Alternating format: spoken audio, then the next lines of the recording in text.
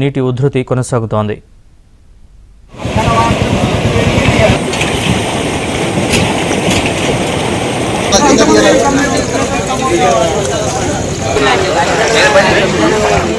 నిర్మల్ జిల్లాలోని ప్రసిద్ధ సరస్వతీదేవి పుణ్యక్షేత్రం బాసరను గోదావరి వరద ముంచెత్తింది.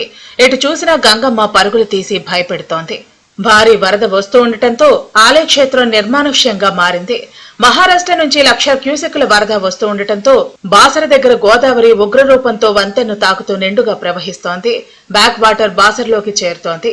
దీంతో బాసరలోని దుకాణ సముదాయాలు, హోటళ్లు, లాడ్జులు, ఇళ్లలోకి వరద నీరు చేరింది. గోదావరి పుష్కర్ ఘాట్ వరకు వెళ్లే మార్గం పూర్తిగా జలమయమైంది. ఈ మార్గంలో చిక్కుకున్న పలు కుటుంబాలను ఎన్డీఆర్ఎఫ్ బలగాలు సురక్షితంగా బయటకు తీసుకొచ్చాయి. ఆలయ సమీపంలోని వీధులన్నీ జలమయం అయ్యాయి. అధికార యంత్రాంగం పరిస్థితిని సమీక్షిస్తోంది. లోతట్టు ప్రాంతాల ప్రజలను ముందు జాగ్రత్తగా పునరావాస కేంద్రానికి తరలించారు.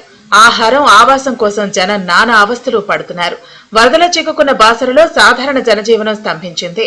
మరోవైపు ఎలాంటి ఆందోళన చెందకూడదని సూచిస్తున్నారు.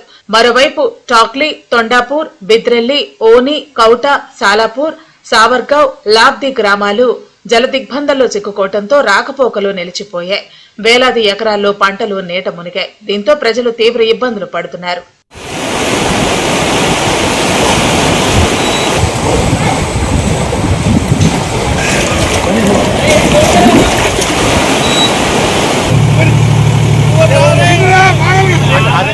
మరోవైపు ఎల్లంపల్లి గేట్లు ఎత్తడంతో మంచిర్యాలలో హై అలర్ట్ ప్రకటించారు.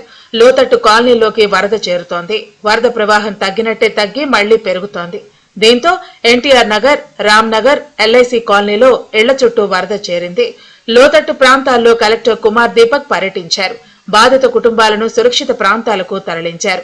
నిజామాబాద్ జిల్లాలోని శ్రీరామ్ సాగర్ ప్రాజెక్టుకు భారీ వరద పోటెత్తింది. ఎగువ ప్రాంతం నుంచి గోదావరి నది ఉధృతంగా వస్తూ ఉండటంతో ఇన్ఫ్లో భారీగా పెరిగింది. ప్రాజెక్టుకు మొత్తం 42 గేట్లు ఉండగా 39 గేట్లు ఎత్తి నీటిని గోదావరిలోకి వదులుతున్నారు.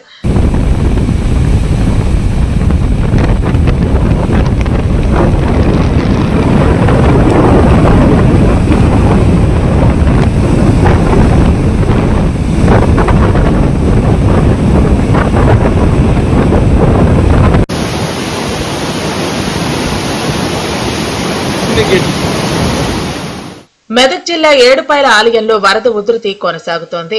మంజీరా ప్రాజెక్టు నుంచి దిగువకు భారీగా వరద నీరు వచ్చి చేరటంతో ఘనపురం ఆనకట్ట పొంగి పొర్లటంతో ఏడుపాయల ఆలయం జలదిగ్బంధమైంది. హవేలీ ఘన్పూర్ మండలంలో కలెక్టర్ రాహుల్ రాజ్ పర్యటించారు. బూరుగుపల్లి, వాడి, కాప్రాయపల్లి గ్రామాల్లో వరదల వల్ల దెబ్బతిన్న రోడ్లు, పంట పొలాల్ని బైక్లో తిరిగి పరిశీలించారు.